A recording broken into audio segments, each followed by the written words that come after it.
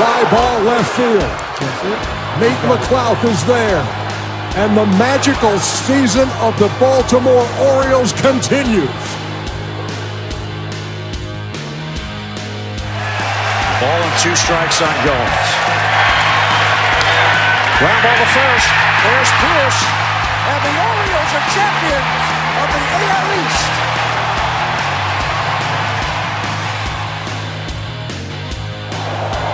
And everybody knows he's ready to fire on the first one. Bases loaded. Young swings, line drive. That is down and to the wall.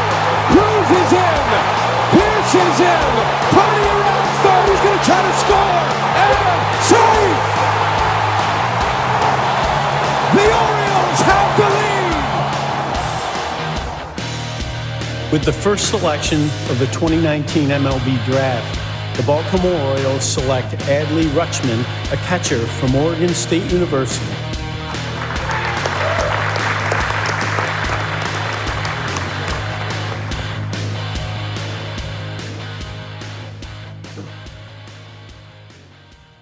What's going on, everybody? Welcome back. It's episode 56 of the Talking Birdie podcast. The 3 boys are back in the studio today, fresh off of our interview with Drew Rom. Josh, Brad, how are you boys doing? I'm terribly disappointed. I missed the Drew Rom interview. I had a last minute thing that I totally forgot about happening. We're terribly disappointed in you, by the way. You know, understandable. I was watching back through the interview and I was like, man, would have chimed in there. I hear some Northeast Ohio talk, got to get in on that. But Ryan, today is my absolute favorite day of the offseason. It's the Rule 5 draft, right? No, I wish I had this. I wish I had the soundboard up so I could do the air horn thing. Soundboard is dead. No, Rule 5 draft does not matter when you have the 17th pick. Moving on, Brad, how you doing? Dude, I don't know. I'm pretty psyched about the Rule 5 pick we got. What's his name? What does he do? I don't know. I have no clue, but we'll find out later. Pulisic or something? He's a pitcher, and he was featured on Pitching Ninja one time last year. So actually, I did briefly see it come across. He had good numbers, but I haven't looked into him real quick. I'm sure there's a reason he was left on the 40-man roster. But hey, Anthony Santander was a Rule 5 pick. So Tyler Wells. That's true. Once every 10 years or so, he might luck into one. So yeah, but the difference is we got those guys really high with the number 1 pick in the Rule 5 draft, or at least really high, top 5. Yeah. Anyways, guys, we got Randy Florentino. What? I'm just going over the minor league phase rule. That's another guy we got. Okay, all right. Well, the best news of the day, which made me happy, is that Jonathan Arauz get the fuck out of here. So that has me in a pretty solid mood. We lost Arauz. That was another moment where it would have been nice to have the air horn, but was it the minor league or the major league phase? The minor league phase. The minor league phase. Yeah. Well, don't let the door hit you on the way out, you incompetent little fuck. Okay. Well, best of luck to you. I'm sure you're a great dude. Anyways, Ryan, what's good with you? I will say on that note, Rock actually made me laugh because he quote tweeted the Arauz getting selected, and he he tweeted, "I forgot this guy was in the organizations." Rare Rock W. Yeah, because they took him off the 40-man roster, right? So correct. Yes. I think they actually said he was pulled from AA. Okay. Anyway, sorry to cut you off. Pulled from AA. All right. Yeah. I mean, as a avid base Sox goer, I'm glad that I won't have to watch him in AA. For sure, man. Cheers to that. Absolutely. Well, it's a rare occasion in the off season here that we actually have some things to talk about. Ryan, how was your week though? Oh, it's fine. I'm good. I'm still readjusting to Eastern time. Hey, you want to tell us about? I guess did you talk about it last week? You've been back since between then, right? No. Okay, so talk about. I came back last Saturday. Yeah, talk about your trip. It was a good time. The weather in Seattle during the winter is not good. It snowed more than it didn't snow. But it was It was a good time as always. I love it out there, as you guys know. Had a great time. Went to the game. Win? No, they lost because they're garbage fire. What They did they try real hard though? I no, it doesn't look No. like they did. They tried No. At the real end hard. of the day, that's good. They That's tried all real it hard to blow the 2-0 lead that they took into the first period, and they did that successfully.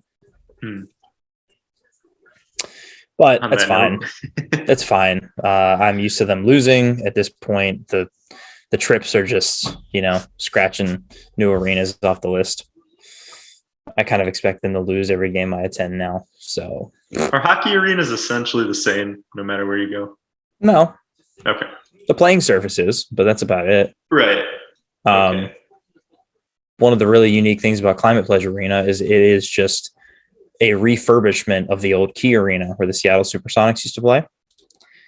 And in order to make the seating bowl this like the way they wanted to, they wanted to redo the building as little as possible, like as far as like actually altering the structure of it. So they just dug down deep into the ground. The actual playing surface is 60 feet below the ground.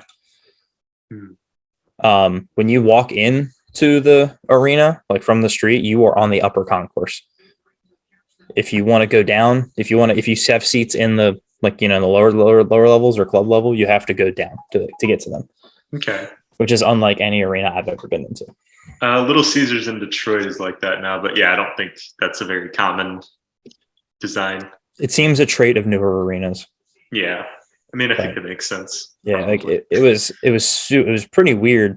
We were sitting in the upper level, kind of on the end, kind of on the one end of the ice, and there was a big window behind us, and I could turn around and just see people walking down the street.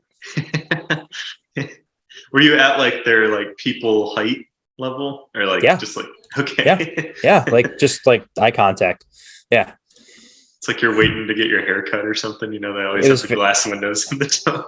It was very strange. There was also a pile of human feces on the sidewalk as we walked to the arena, and there was a big footprint in it. So someone's day was really bad. You just hate to see that, man. Yeah, you really do. Average West Coast resident. Yeah. Oh, yeah. man. By the way, Seattle people are exactly the way you think they are. I don't really have a interpretation of how I think they are. So why don't you go ahead and elaborate on that? Okay. Well, no. I'll let you. Really? All right. No. I'll try to not upset anybody. Actually, no. I do have an idea now, but I don't know how to say it without. I'll just say that these people's favorite thing to do in their free time is be offended. That's all. I'll say. Yeah. Okay. Yeah. Yeah. And they probably. Okay. Yeah. I mean, I'm not gonna say more. I think. And they shit on the street. That is correct. I saw a fist fight in the parking garage leaving the game. Yeah. That was sick. I don't know what it was about. I just saw this guy like pull up to this other dude and get out and just start throwing hands. And like both of their wives were like screeching. Didn't they have some like occupied lawless zone there that like they told the cops? Yeah. They couldn't come Yes, in? they did. It was called the Chaz. Yeah, they got taken over by some like rapper who like assembled like a gang and then was passing out his mixtape or something like that. And the mayor called it the Summer of Love. Said it's totally cool. Yeah, man. Good times, man. Super good. Yep. Super good and normal actions. Yeah. Yeah, it's all good. If you're Orioles Twitter is going through its own Summer of Love right now, or Winter of Love at the moment. Yeah, right. It's been a fun 2 weeks. So yeah, the fist fight was better than the actual game itself. So I appreciate those. Shout out to those couples. Shout out to them. Yep. Who decided to just throw down in the parking garage. I appreciate you. It was really funny because like I'm sure you guys have gotten stuck in a parking garage before after like a sporting event. It takes forever to get out. Right. Mm-hmm. And so by this point, we'd probably been sitting in the same spot in the garage for maybe 20, 25 minutes. Jeez. Really not moving. Yeah. And this, I guess they opened up like secondary exits to the garage to start trying to filter people out faster. And it's this woman that worked just doing like traffic, just I guess she worked for the garage or something. She came down to start directing traffic. So she would like send, a handful of cars this way to this one exit and then send another handful of cars to the other exit. She kept doing alternating. And she came down like right as the fist fight was starting. And it was funny. It was like the most like a real life representation of that's not my job, because she just like looked at it and turned around and just started like waving people on. Pay that no mind. Just okay. Yeah. Yep. We tried to stay out of Seattle as much as we could, because for all, it's like Baltimore. It's got its like spots where it's like, this is cool, I like this, but then It's got shitholes too. A lot of shit mixed in. A lot of Chaz. Yes, a lot of Chaz. Yeah. Yep. But we did, we rode the ferry, went up the Space Needle, which, by the way, only do this if you ever go to Seattle. Do the Space Needle once and then never do it again, because it is so ungodly expensive just to like go to the top of this thing and like, look at the city. Yeah. Guess it costs to go to the top. Guess how much? $40 a person. You're actually spot on. It's $40. Based. Yeah. Yeah. It's $40. I probably would have guessed more since you said it was really expensive. I probably would have said like 60. So I almost said 60. I was like, nah, that feels like dummy high. Yeah. 40 is still dummy high. The only reason how long is the whole trip like to go up there? I mean, you can stay up there as long as you want to, but like it's all about like you're only up there for, well, actually that depends, because they do have like a little cafe at the top and you can like sit and like eat and have drinks. So if you pay to go up and then you have a drink, have a snack, while you're watching, we're looking out over the city, then I suppose it's probably worth it. But I mean, it's one of the attractions that tourists go and do when they're in Seattle, so they know people are going to pay for it. Yep. I've not been to Seattle or been up in that, but I've done things similar to that, like the CN Tower in Toronto and the Burj Khalifa in Abu Dhabi, Dubai, but my parents lived over there. So yeah, it's very cool. Yeah. It's just, I just think it's crazy how expensive it is. Yeah. Oh yeah, for sure. If it wasn't like for the city's signature thing, like market the skyline, market rate though, man, that's what it's all about. Yeah. Actually, their signature thing, Josh, is the Pike Place Market, where they chuck fish across the fish market. I've seen that on Orioles games. They always show that as like a side thing. Like, oh look, we're in Seattle. Look at the fish market. Oh. No, it's don't forget to get your 20% off thing at Sherwin-Williams while you watch these people throw fish at each other. Seattle's cool. I loved it. It was a good time. We also went out to the Olympic Peninsula, which is in Western Washington, up towards Canada. It was when we were at this, we were in this town called Port Angeles, which is right on the water. And I don't have a passport, so we couldn't do this. But if you do, there is a ferry that will take you across the water to Victoria, BC. And it was actually clear enough that day for once that you could actually see Victoria across the water from Port Angeles. Oh, that's awesome. Yep. Yeah, British Columbia is beautiful. That whole region, province, whatever. Yep. I have a quick thing to say before we go into baseball talk. I made hot chocolate a little earlier, but the only thing that I had to make it with, because I don't make hot chocolate with water because I'm not a psychopath.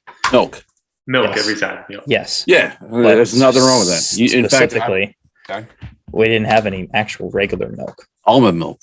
All we had was vanilla muscle milk.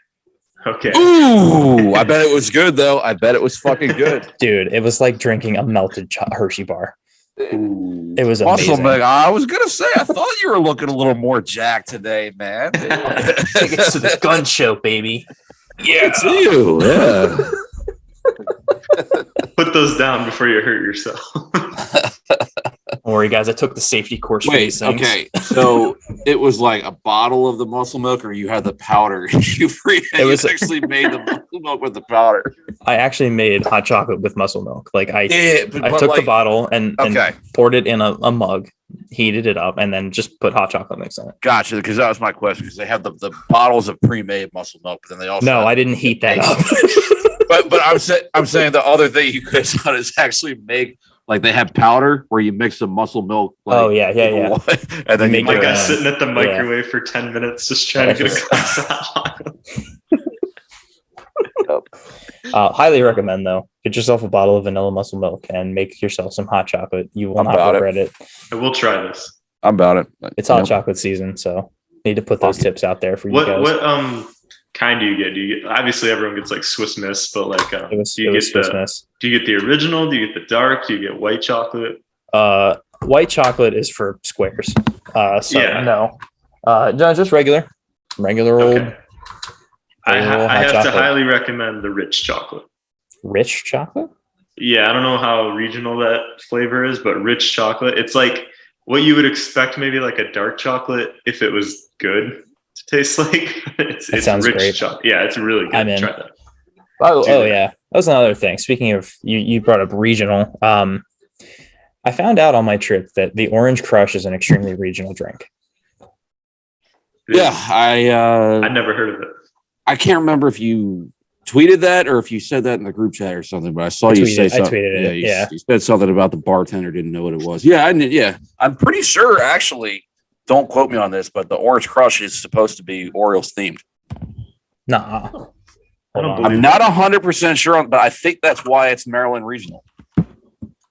I could be wrong. Orange Crush. I'm pretty sure I've heard that. Yes. I'm not saying it's right. History. I guess Mike Elias just said he expects payroll to steadily increase to Rich Dubroff. Man, we are getting so many just different opinions. Dude, I can't follow it. I take absolutely everything with a grain of salt because we didn't even know who the number one pick was going to be until the pick was announced. So, like, why would they leak contract negotiations? Yeah, dude. In fact, it was none of us really guessed Jackson Holy Holiday, shit, Brad, you're right. The rise of Baltimore's Orange Crush cocktail. It is a Baltimore thing. Yeah. Mm-hmm. Well, don't you feel dumb ordering it in Detroit? Yes, I do. I had no idea. Yep. I was like, can you do an Orange Crush? And she was like, I'll have to see if I have the things for that. But yeah, she did a good job. I had two of them. I was feeling quite silly at 7 a.m. Oh yeah, those are dangerous, dude. That was a weird ass day, man. We got up at 3:30 in the morning to get on our 6 a.m. flight to Detroit, and then we sat in Detroit for almost 5 hours. Jeez. Dude, Yeah. I lived in Southeast Michigan for my first 20 years of life, and I don't even think I could spend 5 hours in Detroit if it wasn't at a sporting event. It's not a great place to be. Detroit's a Delta hub, so like walking the terminal and seeing all the different Delta planes was cool for like the first 30 minutes, and then after that, I was like, you probably saw Sarah's dad because he does the like food transport for Delta at that airport. That's cool. Maybe I did. He feeds like the pilots and stuff. Oh, that's dope. Yeah, he likes it. Yeah, that shout out to the bartender at the fuck. What was that place called? I can't remember what the place was called. But shout out to the bartender at the place that I went to in Detroit Airport that made me generic a good airport orange bar. Also, the best waffle I've ever had in my life. Did I send you guys a picture of that waffle? You did not. Dude, I'm actually going to send that picture to the group chat now. It was like the most deluxe, like decadent waffle I've ever had. It had like whipped cream and pecans and like berries on it. Was it from the same bar? Yeah, it was from the bar, the Orange Crush bar. Waffle Orange Crush bar. Yeah, dude. Hell yeah, brother. Here you go. Oh, and it had bacon too. The body is a temple, Ryan. I think I saw it, yeah. There you go. Check that waffle out.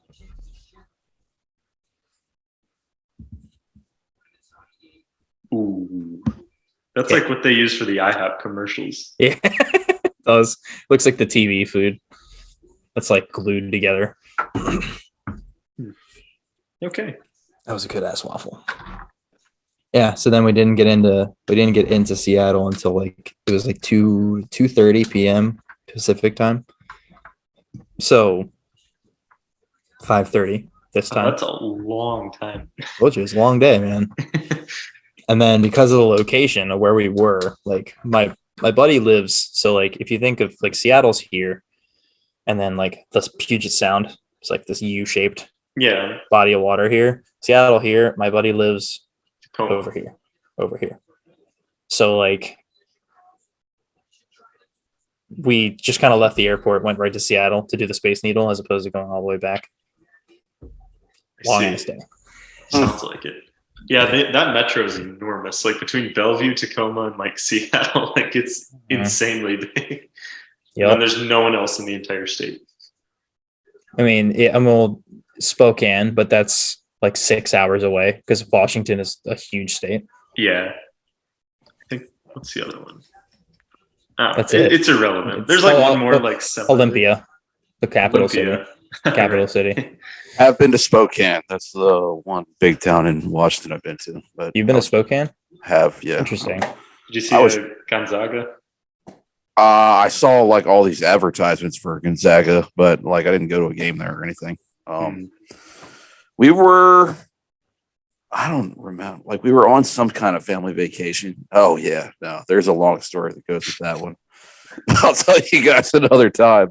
But yeah, we ended up in Spokane and then like into eastern Idaho and stuff like that for a bit. But yeah, there's a funny story that goes with that one that I'm not going to get into on this. But by the way, Josh, right before we get started, did you want to talk about the point that I added in here? It was just kind of something that I threw in, but we don't have to talk about it if you don't want to. I know nothing about it, so that's your call. Understood. Okay. I have the tweet favorited, so I can read through the thread. Okay. I'm on 21% right now, so if we have the juice when we get down there. Jeez. All right, we need to get going here. We got a lot of ground to cover. Yes, we do. Yes, we do. Okay, so winter meetings concluded today, and so far the only thing we've got is we got Kyle Gibson on a 1-year, $10 million deal. Which was before winter meetings, I believe. Yeah, I guess. No. Yes. Probably right when it was the day before. Day before. Okay. Day before. Yeah. Then we got Nomar Mazara and Franchi Cordero on minor league deals. Yeah. I like Mazara and I like Cordero on minor league deals because they're not taking up 40-man spots, and both players do have upside that we can hopefully unlock. So I have zero issue with those two. What do you guys think about those guys? Yeah, when you have a minor league deal and it's guys who have major league experience, and in Mazara's case, like somewhat of a track record of experience of like success at that level. Like, I mean, there's nothing wrong with that as a minor league deal. It's not like he's going to be blocking anybody, especially this year, I would hope. Brad said this in the group chat, like as long as they're not blocking like guys we want to see, like how Chris Owings' situation was last year, the whole middle infield thing 2 years ago, like there's really no issue with it. Like Cordero can hit like 500-foot bombs, and Mazara's like had 100 RBI seasons, so like those are fine. Yeah, I guess Cordero does intrigue me a little bit, but the key for me, as I told you guys, is I just want them to have to earn it. As long as they actually earn it, then I'm totally cool with it. Nothing pisses me off more than guys who, they're signed on a minor league deal for a reason, and they force them into those opportunities.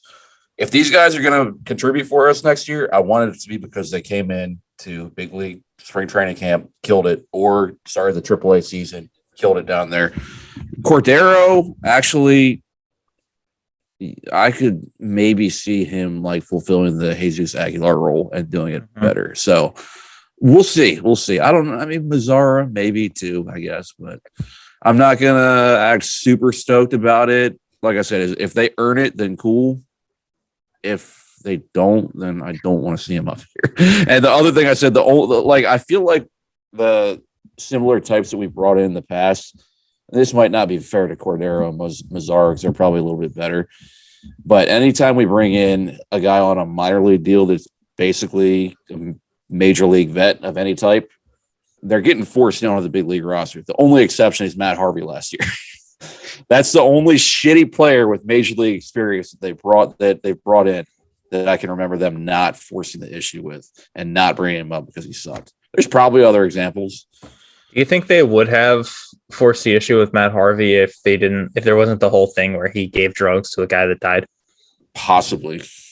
Dean Kramer being good probably offset that a little bit too. Same like Austin Voth being good, Spencer Watkins having a great first half, and then like Bradish being able to kind of hold his own in the second half of the season is probably kind of. He was fantastic in the second half. I was gonna say kind of had like a strong, could hold his own during his rookie year. His second half was incredible, but like at the beginning of the year, Harvey was hurt anyway, so it didn't matter as much. But then Bradish kind of turned it on. So Harvey. Yeah, you're right. There never really was a need. So no, which I didn't think we'd be able to say that last year. Yeah, very true. But Kyle Gibson is going to be in like the same spectrum as like those guys I just named. Like you look at the career numbers, they're not great. I'm not excited about this signing by any means. Okay. But he's a back of the end arm that will be used probably until John Means comes back, and then I assume we'll see him kicked to the pen or traded. So I mean, it's a signing you can kind of talk yourself into, but if this is like the only thing they do, which I doubt it will be, then there's no reason to be like upset about it, I guess. No, yeah. The other thing we talked about that Ryan's point was there's no reason to panic this early in the offseason because his point is we could totally get better players. And yeah, I definitely think we will. I'm just not excited about the fact that Gibson's going to be here, but I don't have you can do worse than Kyle Gibson. I don't have the energy to go through arguing with people about how much he sucks all season long, like I did with Lyles last year. I don't, man. I'm just getting too old for this. I'm tired. Hey, Brad, I have a little secret for you. You can just not do that. Yeah, but if you're passionate about something, then you have to follow your passions. I know. Okay, so maybe he'll come in and that left field wall will help him out, and he'll have like a low 4 ERA. That would be fucking awesome. Yep, best case scenario. He will not be in our playoff rotation, I don't imagine. But if he does start to suck, then I'm going to complain. With good reason. Okay. Good reason. I'm not mad about it. He's better Jordan Lyles. It's fine. It's fine. Yep. That's our feelings on that. It's just such a mess sign. Yeah. He literally replaces Jordan Lyles on the roster and is a slight improvement for less money than it would have been for Lyles anyway. So about the same, right? Because Lyles was an $11 million. Lyles was 11. Yeah. Yeah, but we had to buy out his option. So at the end of the day, it would have just been $10 million extra anyway. You don't have to buy out an option. No, if it's not picked up. There was a $1 million buyout. Oh, okay. Yeah. All right, fine. Yep. So really, it would have been an extra $10 million on top of what I mean. So it's actually the same cost when it comes down to it. Here's the difference, though, between Kyle Gibson and Jordan Lyles. There are seasons of really good Kyle Gibson. There are no seasons of really good Jordan Lyles. We saw it. Yeah, we did. Yeah, we just saw Jordan Lyles put up the best season of his career. Actually, honestly, it was like the second best of his career. But I would agree. Gibson has a higher ceiling. 2021, he had a 3.71 ERA. In 2018, he had a 3.62. He was an all-star in 21. Yeah, he was. So there's something there with Gibson that there's not with Lyles. I think they said something about the ground ball rate for Gibson. I don't actually know the numbers on that, but between the way our infield defense is and Gibson's high rate of ground balls and the left field wall adding on, there's reason to believe that this was a very calculated signing in that sense, and that his numbers will probably be better than the 5.05 ERA he put up in Philly last year. Yeah. Whose defense is terrible. Yeah. Yep. Let's see. Why is this separated? Oh, I guess he played part of 21 with Texas and part of it with. Yeah, he was insane with Texas the first half, and then they flipped. I was just saying that he was 6-3 with a 2.87 ERA. His ERA plus was 1.54. Great first half. They saw something. 1.17 whip. Well, yeah, Lyles hasn't done anything like that for half a season, as far as I'm aware of. So. Worth noting, that's like the best by far. Right. Gibson's ever done. Yeah. Definitely don't get your hopes up for that. No, I'm Right. not. I guess his 2018 was pretty solid, but yeah, other than that, not too notable. But we're not signing him to be a front end guy. So No, he's not the solution to the rotation. Hopefully, that's understood up there. I think it's kind of cool that they said he had the exact same offer from Toronto and he chose to sign with us. I think that's cool. Oh, really? Yep. I didn't see that. That's cool. Good Yep. job. Kyle Gibson is invited to the parade. Yep. I wrote this next topic down because the sky's kind of falling on Orioles Twitter or whatever the last couple of days. I must have the right people. I must have the right people muted because I don't see any of this. I guess you do. But the sky is falling has been the narrative I keep seeing. Because they quote Elias's like inactivity and stuff, I guess. And like, maybe there's something there. It's way too early in the offseason to say that, but there are a lot of names flying off of the board. Impact bats are becoming rather scarce. And we'll talk about the pitching in a minute, but is there any like bats left on the market you guys even like care to see signed? Like there's not a lot left. Xander. Xander would be like the shortstops are still in play, like Correa, Xander, I think there's one more name I'm trying to think of. Like JD Martinez is an interesting signing, Brandon Nimmo. But like in general, there's a lot less than there was. Like a lot of people talked about Josh Bell. He's signed somewhere else. I think it's the Mets. Cleveland, right. Yep. That was weird. But any names out there you guys still like even kind of wouldn't mind seeing? Like there's probably names you wouldn't mind seeing, but like you're talking strictly bats. You're talking bats strictly right bats. now. We'll talk about arms in a minute. And no, I think I'm good. come on.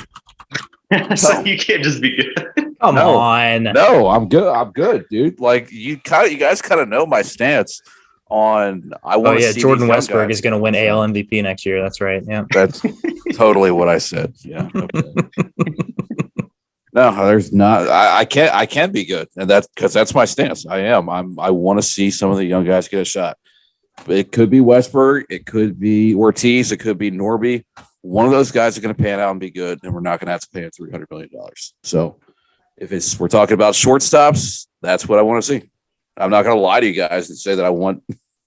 Now, is Xander Bogaerts better? Sure. Yeah, obviously he's going to fucking be better. He's one of the best shortstops in the game right now, if not the best. Problem is, he's what, like 30 years old, and what's the market for him? Probably a 9-year, $300 million contract. He won't get that much. Nah. He had a down year last year too. I don't want to do that, man. I don't. That's fair. You wouldn't do Xander for 8 years, 200. I personally wouldn't, but I get it. I get why somebody would. It's just towards the end of that. I'd be all over that. Who cares about towards the end, man? If you get 2 good years out of him and then the rest of it sucks, yeah, that's a terrible contract. But we are opening up a competitive window here. We need Xander for that competitive window. Yeah, he's probably going to suck at the back end of it, but so will all of these guys. Are we just going to never sign a big contract for anybody because they might suck at the back end of it? Like, I don't buy into that. No way.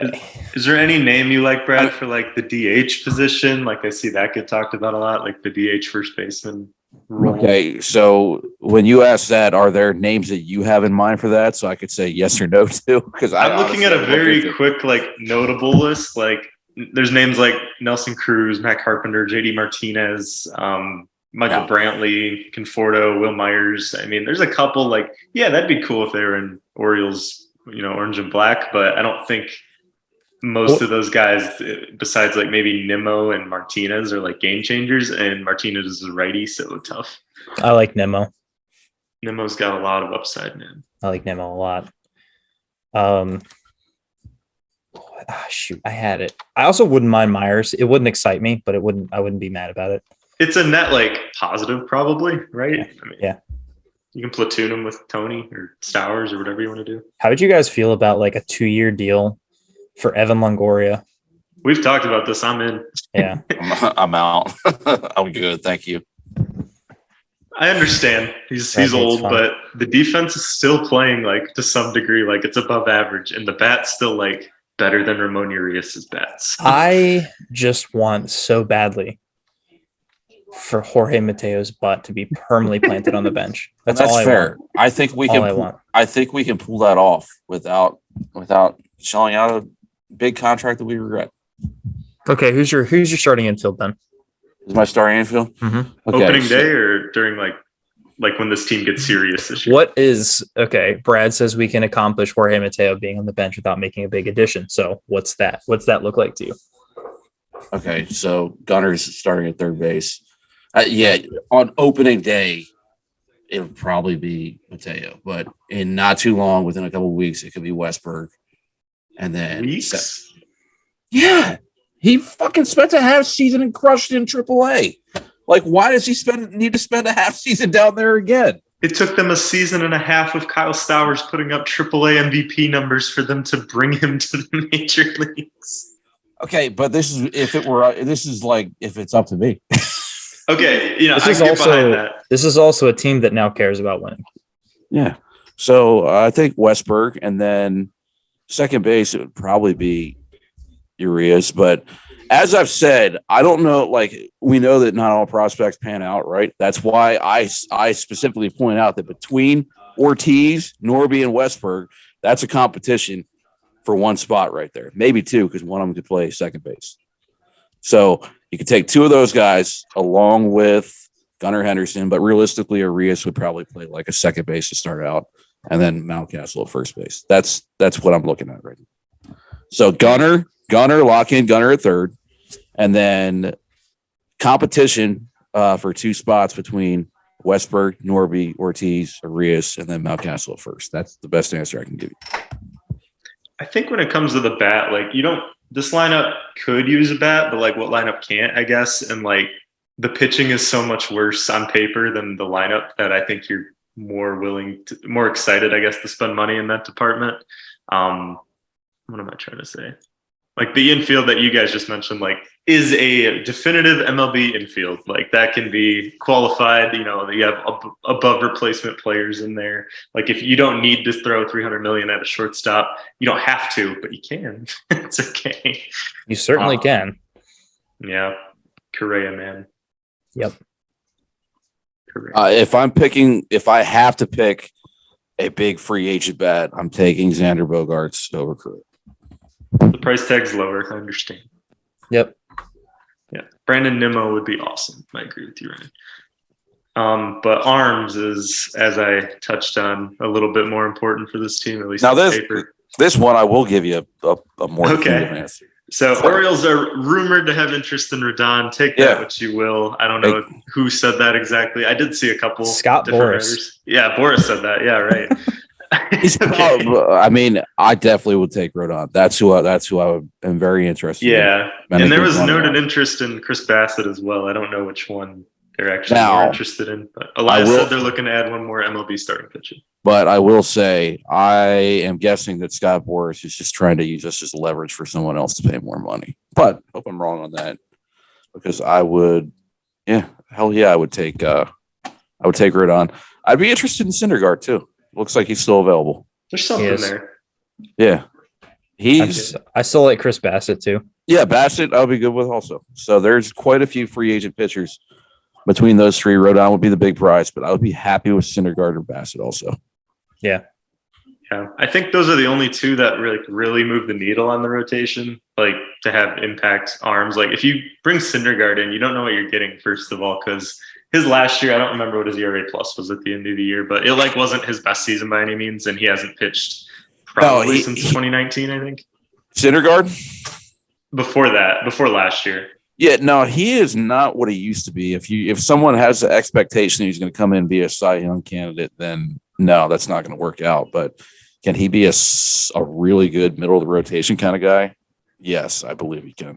The problem with this rotation is that you don't need middle of the rotation guys as badly as you need like more bona fide aces, I guess. Top end Like, guy. Yeah. yeah, because like John Means, who knows what he's going to look like when he comes back. Brandon Hyde said he looked incredible in spring or training or whatever that means, because he's his manager. We have Dean Kramer behind that, and then we have like Kyle Bradish and Gray Rod will be here, and whatever they do with DL Hall. But like, you need a rock at the top of the rotation, and like maybe John Means is that when he comes back, but you also don't know that. No, I don't think he will be, honestly. I love me some John Means, but yeah, I don't know either. Anyway. Yeah, I'm definitely big on we need to spend on one of these decent to damn good starting pitchers for sure. What do you guys think about, like, never mind. I'm not even going to say it. Never mind. Well, just fucking say it. Never mind. We're here now. Say it or I quit the show. No, it doesn't matter because we're not like he's not like we just got done. You just got done saying like we don't need middle of the rotation guys, and I was about to be like, hey, what about this middle of the rotation guy? So I'm just not going to bother. But what? I mean, You say Sean Manaea? No, I was going to say Yarbrough. Yeah, Yarbrough's pretty mid. Lefty though, I don't know. That doesn't do like I don't think he's any better than like Keegan Aiken.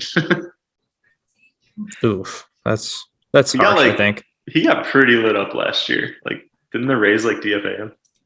They tried to trade him, but yes, they did DFA him. Hold on. It can't be that bad. I say this every time I type in Baseball Reference, and then I'm like, oh, it was that bad.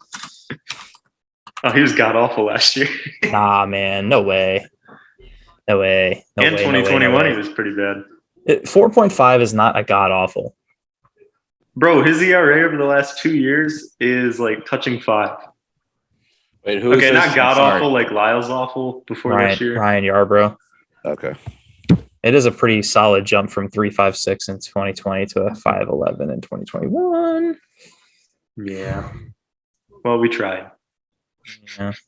I have a John Means trivia for you guys. Only like 2 people on Twitter got this right out of like 17 comments.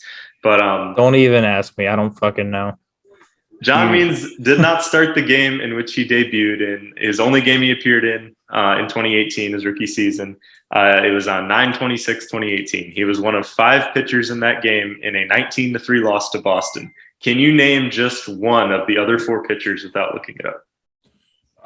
Okay, I'm sorry. Can you read the criteria to me again? Yeah. So John Means did not start the game in which he pitched. His debut was on in 9/26/2018. He was one of 5 pitchers in a 19-3 loss in Boston. Can you name one of the other 4 pitchers without looking it up? This is 2018. Yes, late 2018. Late 2018. Asher Wojciechowski. No. Okay. We won't spend a ton of time on this because these names are in the weeds. But like the fact that I like saw this box score and I was like, how are none of these names like attainable through like normal conversation? You're not going to get there. Jeffrey Ramirez? No. Actually, yeah, because 2018 was before we were actually actively tanking. 2018, as I recall, at least late 2018 they were actively tanking. Late this 2018 is post Manny trade, so yeah, it was over. Yeah. Well, I will give you guys the answers. Go ahead. The starter of this game pitched 1 out, Ryan Meisinger. No clue who that is. No clue who that is. That's crazy. Either. That's crazy. Followed up by Donnie Hart. Okay, I remember Donnie Hart. Yeah. Then John Means pitched 3 1/3, and then Cody Carroll pitched 1 2/3. Oh yeah. And then Jace Peterson took it home with 1 full inning pitched. Okay, so the only one, so Cody Carroll, I know, and then obviously me, Jace Peterson. I never would have guessed he's a position player. And who did you say the second one was? Donnie Hart and Ryan Meisinger. Okay, yeah. I literally have no recollection of Ryan Meisinger, which is wild. Well, I just saw that and I was like, dude, like, who the fuck are these people besides like Jace Peterson? Like that, the one guy who was mixed up in that 19-3 game is now our like ace. Cody Carroll, I'm pretty sure we got in like the Zach Britton trade. Yeah, we did. Yeah. Very nice. I do have to inform you boys, I'm on 5%. So let's do this next segment real quick and get out of here. All right, let's do it. Okay.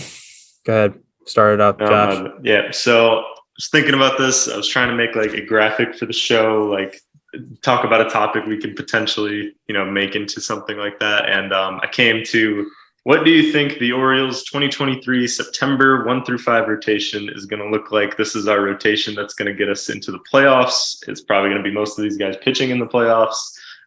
This is a very important, they've had the whole year to solidify the rotation. What do you think it ends up at? We can go, each person does like their one, and then we'll all do our two. Go ahead. So on me. Mm-hmm. I have John Means as our number one. And this can include free agents. Grayson Rodriguez for me. Yeah, Okay. Gray Rod's my one. Okay, number 2, I had Bassett or another free agent. Bassett / Rodon. Give me Rodon. Okay. I'm typing these up. Now I'm excited for September 2023, baby. Yeah, me the too. rotation's going to look like this. Number 3, I had Kramer. Kyle Bradish. Based. Kramer. Yep. Okay. I had G-Rod at 4. Blasphemy. I know. I just don't, Ryan, ever since our conversation about how pitchers don't do that good as rookies, I Yeah, you're bring right. You're myself right. there. I think G-Rod might be different, but you are He correct. could be built different. Yeah, I think he is. 4th for me, John Means. Bradish is 4 for me. Is Means falling out of your rotation, Brad? Well, you're gonna have to wait and find out. I had Bradish as my 5. My 5, DL Hall. I like it. Yeah, I'm with you on number 5. I got Who deal. John Means. His arm RIP. fell off. His arm must have. He was my number 1, and you guys didn't have him. Ryan had him at 4, but I like that it's all over the place because, that means we have a lot of pitchers that can potentially go in there. Yeah. Special shout out to a friend of the show, Drew Rom, who will get some starts in here at some point and contribute also. I think Drew is the dedicated long relief man. That's what I worked myself into as well. No Kyle Gibson, shout out. Who? Shit. Oh, yeah, shit, you're yeah. right. Yeah, he's gone. I mean, ideally, Hall breaks the rotation over Gibson, right? That's what I would much like to see. Yeah. Yeah, it's way more fun. I'm not going to say he's DFA'd, but I'm going to say he's probably been relegated to the bullpen. The bullpen. Yeah. Yeah. Come on, man. I don't think they'll DFA him, but if they can't fine. trade him at the deadline, he's not going to stick around in that rotation. Yeah, I mean, Kyle Gibson in the bullpen, that's fine. That's good. Yep. Or they'll use him for spot starts when Yeah. the bullpen's deceased. This year's both. Yeah, it's true. Yeah, and we'll have a doubleheader at some point where we need an extra starter, and there you go. Yep, exactly. All right, let's get out of here and get a full outro so Josh's computer doesn't die. So yeah, hopefully we have some more to talk about next week. Maybe a free agent signing. I know I say this every single time, but maybe the Angelos won't own the team anymore come next week. Mike Elias said the Orioles still have multi-year offers out to starting pitchers and have engaged with hitters who would be in the starting 9 on opening day. Just saying. Chris Okay. Owens. Thanks. Shut up, Josh. Josh, you're banned from the show. Yeah, seriously. I don't even know why we brought you in the first place. We should just take all of Peter Angelos' money and give it to Carlos Rodon. What's Yeah, I don't know where that came from. Why does Dr. Fauci have such a hot take on the Orioles? Oh, that was my Bernie Sanders. We're distributing the rich's money Yeah. to the less rich. Communism. Got it. Yeah. All Speaking right. of which, Josh, how dare you for tweeting that meme of Donald Trump saying "Happy Carlos"? Dude, Rodon. that guy was so triggered. I need to catch Did up. you see this guy? No, I need to catch up on that. I'll read it. I will for sure read that. Okay, we'll talk about it. Okay. All right, y'all. Thanks for listening in. As usual, follow us on @PodcastBirdie. Follow me at RyanSet094. Josh at Attestatos, and follow Brad at KU Brad Lundell. Also, quick note, shout out to Brad for finally getting a camera. Yo. Man. Yep. Look at him. He's so handsome. We can't just not So be handsome. utilizing this. So Look, handsome. hey, Tony, look I at this agree. guy. He's so handsome. I agree. 100% agree. Yep. Handsome Squidward is here. I'm finally comfortable in my own skin. So here I am. We're so proud of you. You've made a lot of self-improvement over the last couple months, and I'm just very Indeed. happy with you, buddy. Indeed. Mhm. All right, and thanks for everybody for tuning in. We'll catch you next time. See you all. Alrighty. Hopefully we signed an all-star. Please.